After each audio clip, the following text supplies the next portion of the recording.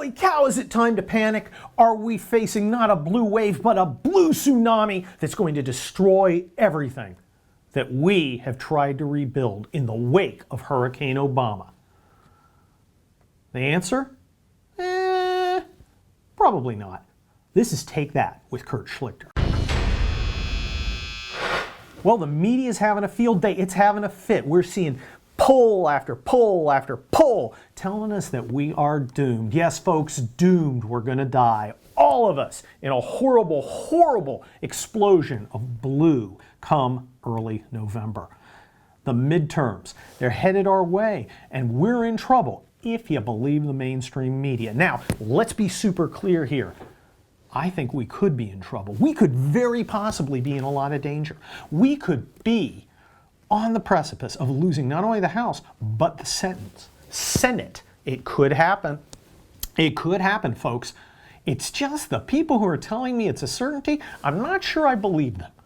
Okay? If you look at the polls, and I do look at the polls, they're all over the place. You got the generic Congress poll. That's the congressional poll. That's the one where they go out and they go, would you tend to vote for a Democrat, or would you tend not to suck? I mean, vote for the Republican.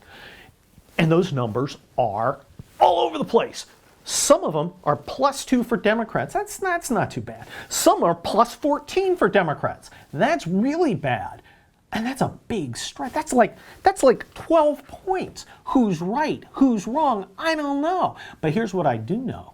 I do know that the guys who keep telling us that we're in danger are also the guys who really want us to be in danger. A lot of their polls seem to be reinforcing the message they want to send. And the message they want to send is, hey, Republicans, don't even bother going to vote. You're doomed. You're doomed. I just love saying that. Doomed.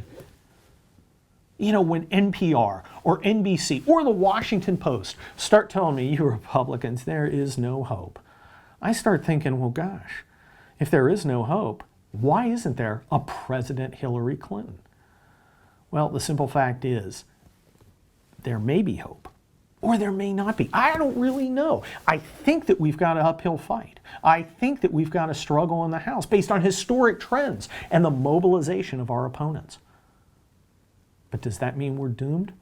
I don't know. See, because here's the thing. When I get a call on my handy-dandy little cell phone, here it is, and they go, yes, Mr. Schlichter, this is blank polling company, and I'd like to ask you if you click.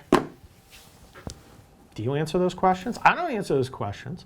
I think that people who are motivated and angry and liberal want to answer those questions. I think people like me, and probably people like you, go, I've got better things to do. Like playing lint soccer or petting my pet unicorn. There are plenty of things to do that don't involve spending a lot of time on the phone answering stupid questions from some guy in a boiler room somewhere making minimum wage, pestering people at dinner time. Look, I'm not saying that polls don't matter. I think they do matter. And I think they do point, in general, in aggregate, to a big challenge for us. The Democrats are motivated, folks. We got to be equally motivated. I'm not saying we're going to win. I'm just saying when you see a poll telling me that Texas is going to elect that little weasel Beto, you know, the drunk, I'm driving a lot, I'm Beto. That guy, right? The commie in Texas? Are you kidding me? You think that's a thing? I don't think that's a thing. And they're talking, oh, it's neck and neck. I don't see it as being a thing, guys. I just don't. I think Ted Cruz is going to walk all over this little pinko. But they're telling me it's super close, which tells me somebody's motivated to answer questions and somebody's motivated to provide those answers to us as kind of wish casting, to kind of push-pull their way to success. Will it work? It will, if you let it. If you let it demoralize you, if you let it get to you, if you let it run you down.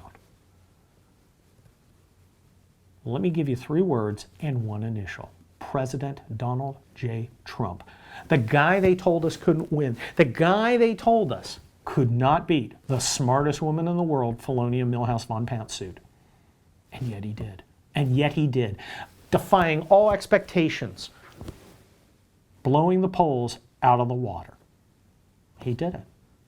Look, we haven't lost the fight. I'm not saying we shouldn't be fighting. We need to. We all need to rededicate. If you're a check-writing guy, write a check. If you're like living where I am, In Ted Lieu's, oh God, I live in Ted Lieu's district. He's so dumb. There are minerals out there who are smarter than Ted Lieu. If you live in a district like Ted Lieu's, where he's just not going to lose, because everyone around me is an idiot, if you live there, write a check to somebody else. How about that Army vet running in Michigan? How about him? Maybe the one fighting McCaskill, or the one fighting Donnelly in Indiana, or the one fighting Joe Manchin. There's so many people to support, even if you're trapped in a living hell like I am. So get out there and do it. Just don't let the polls demoralize you. That's what they want. Don't give it to them. This is Take Back. This is Take That with Kurt Schlichter. If you want to see more of me, you can go on to Twitter, and I occasionally tweet. It's at Kurt Schlichter. You should check out my town hall columns every Monday and Thursday. And of course, here on The Rebel, a new one of these outside the paywall, free as a bird, mini rants every Tuesday, every Friday, right here on The Rebel Media. This is Take That with Kurt Schlichter.